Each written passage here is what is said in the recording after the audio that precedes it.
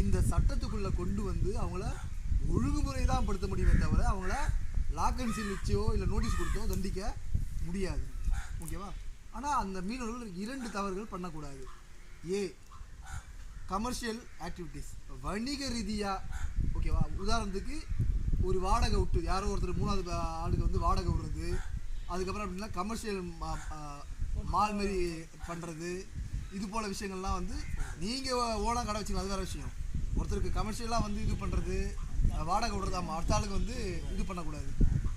அந்த சொத்து இருக்குது பார்த்தீங்களா, உங்களோட சொத்து மீனவர் அல்லாத மற்ற தரப்பு மக்கள்கிட்ட அந்த சொத்தை விற்கக்கூடாது. ஓகேவா?